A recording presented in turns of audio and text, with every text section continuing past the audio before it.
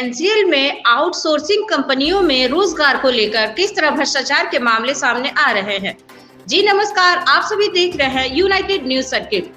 पूरा मामला बिना शक्तिनगर परिक्षेत्र जनपद सोनभद्र का है। रोजगार की भर्ती को लेकर विस्थापित व प्रभावित किस तरह दर दर की ठोकरें खा रहे हैं।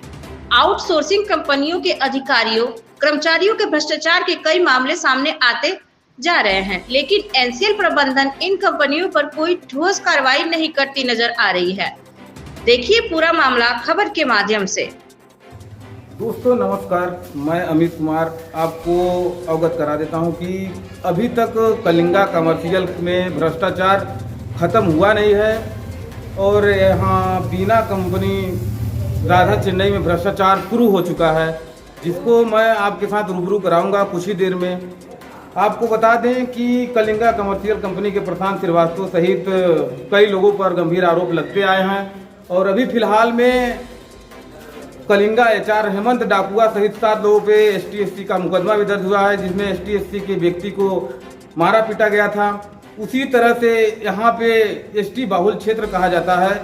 अभी मैं बांसी में मौजूद हूँ। यहाँ के मूल विस्थापित जिनकी जमीनें बीना परिषद में गई हुई हैं, बीना माइंस में गई हुई हैं, कुछ लोग उसमें काम भी कर चुके हैं पहले बीना में, लेकिन आज वहाँ के संतोष सिंह जी जो पीएम कहे जाते हैं, उनके द्वारा सीधे तौर पे कहा जाता है कि हेल्पर के लिए हमारे पास कोई जगह नहीं है और ड्राइवर ऑपरेटरों की भर्ती चालू है, जिसमें देखा जाए तो ड्राइवर ऑपरेटर उनके माध्यम से कहा जा रहा है कि सोनभद्र पूरे सोनभद्र के लगेंगे, जबकि यहीं बगल में माइंस के बगल में धूल डस्ट खाते हुए लोग हैं, गांव वाले हैं, जिनका अभी तक कहीं भी कोई सुनवाई नहीं हो रहा है। यहाँ के लोगों को न रखकर 100 किलोमीटर के दूर के लोगों को रखने का प्रयास किया जा रहा है। आपको दिखाऊंगा वीडियो के माध्यम से, देखते रहिए यूनाइटेड न्यूज सर्कल।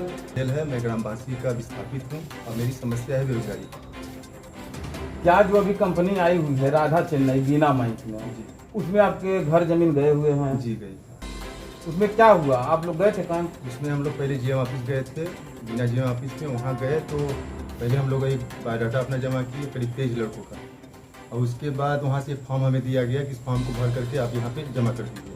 उस फॉर्म को भर करके फिर से हमने 23 लड़कों का पूरे गांव का एक होकर के हम लोग एसओपी साहब के चैम्बर में हम लोग जमा किए।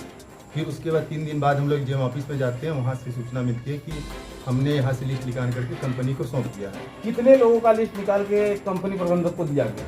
जीएम ऑफिस से सूचना मिली थी 300 के करीब लोगों का लिस्ट गई है कंपनी में।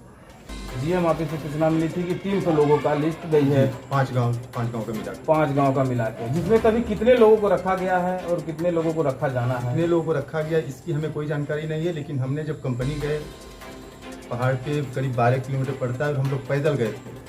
पैदल चढ़ करके बाहर वहाँ गए, कंपनी के अधिकारी वहाँ संतोष सिंह जी थे, और संतोष सिंह से हम लोग पूछा कि हाँ कोई लिस्ट आई है, तो उन्होंने भी बोला कि हमारे पास एनसीएल द्वारा लिस्ट आई है।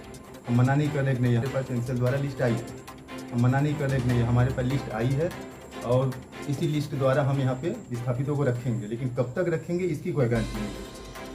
आगे की क्या रणनीति रहेगी अगर आपके गांव के लोगों को नहीं रखा गया, बाहर के लोगों को भर्ती कराया गया, तो आगे की क्या रणनीति रहेगी आपकी?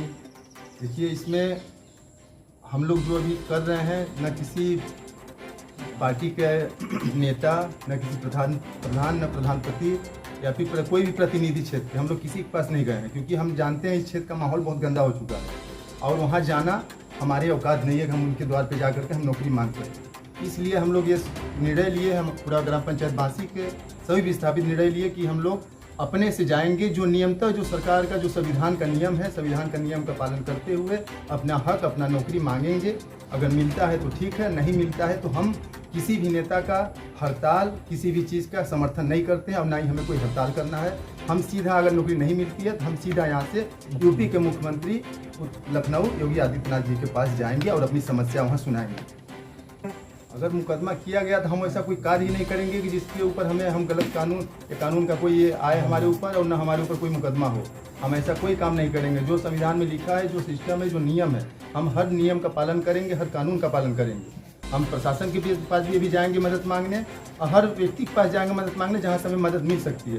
और सब जगह से अगर हार जाते हैं तो हमें यूपी का मुख्यमंत्री योगी आदित्यनाथ जी के पास जाएंगे और अपनी समस्या का समाधान वही मिलेगा।